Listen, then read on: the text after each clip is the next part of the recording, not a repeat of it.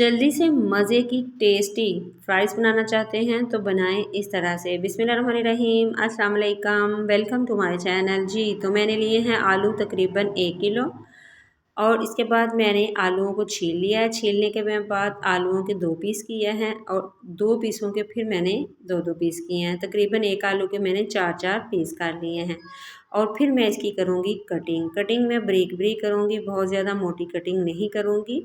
और ये बहुत जल्दी इस तरह से इसकी कटिंग हो जाएगी। आप छुरी की मदद से इसको इस तरह से काट लें। ये बहुत ही जल्दी, बहुत ही मज़े की, ना मैं इसके को किसी पानी में बॉईल करूँगी, मैं डायरेक्ट इसी तरह इसकी फ़्राइज़ बनाऊँगी और बहुत ही आसान और बहुत ही झटपट बन जाने वाली ये फ़्राइज़ हैं।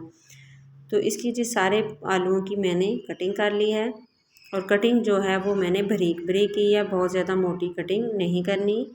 और ये देखिए बिल्कुल एक साइज़ में ही कटिंग हो गई है। अब मैं लूँगी बॉयल, उसमें डालूँगी पानी डाल के मैं अच्छे से ये जो फ्राइज़ मैंने कट की है उसकी मैं अच्छे से धो लूँगी, इसको वॉश कर लूँगी खुले पानी में। खुले पानी में अच्छे से धोने के बाद फिर मैं इसको पानी निचोड़ दूँगी, निकाल दूँगी और एक लूँगी पोना और उसके ऊपर मैं कोई भी रुमाल ले लें या किचन टॉवल ले लें, इसके ऊपर फैला दूँगी। फैलाने के बाद मैं इसको अच्छे से ड्राई कर लेना है। इसी स्टेज पे आपको मेरी वीडियो ज़रा सी भी अच्छी लगे तो प्लीज़ आपने करना है सब्सक्राइब, लाइक शेयर ज़रूर करें, वीडियो को देखा करें पूरा। ये आप लोगों की दुआएं और प्यार है जी। तो अच्छे से मैंने आलूओं को खुशक कर लिया है। आलूओं को अच्छे से खुशक करने के बाद बिल्कुल अच्छे से इसको खुशक कर लेना है, फिर डाल देना है एक बाउल में। तो ये देखिए आलू बिल्कुल खुशक हैं। तो अब इसमें डालूँगी मैं जी लहसुन का पाउडर।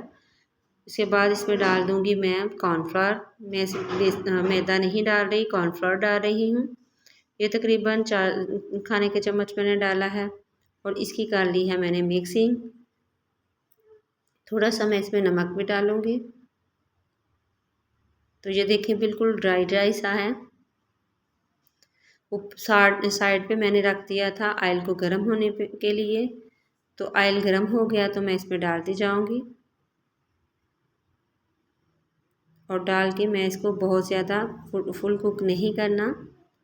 इस तरह से मैं आधा ही पकाऊंगी और इसको मैं निकाल लूँगी उलट पुलट के।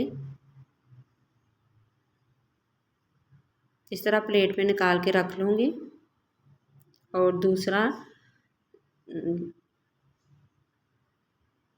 और मैं जो बाकी की बची हुई फ्राइज़ है वो डाल रही हूँ।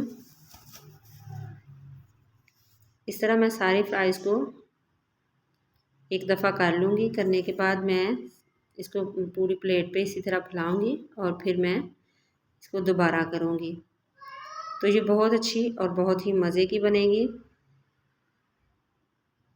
इस तरह से आप इसको रख भी सकते हैं फ्रिज में भी, तो जब आपका दिल चाहे आप इसको फ्राई करें। तो अब ये बहुत ही जल्दी कलर जो है इसका गोल्डन हो जाएगा। तो मैं इस तरह से इसको गोल्डन करके निकालती जाऊंगी और फ्राइज़ जो हैं वो डालती जाऊंगी। तो ये आप बच्चों को बना के दे सकते हैं, बहुत ही आसान तरीका है। इस तरह से बनाएंगे तो और बहुत ही अच्छे तरह से ये फ्राइज़ जो हैं बन जाएंगी। तो जी इस तरह से बनाएंगे तो बहुत ही मज़े की और अच्छे और क्रिस्पी बनेंगी।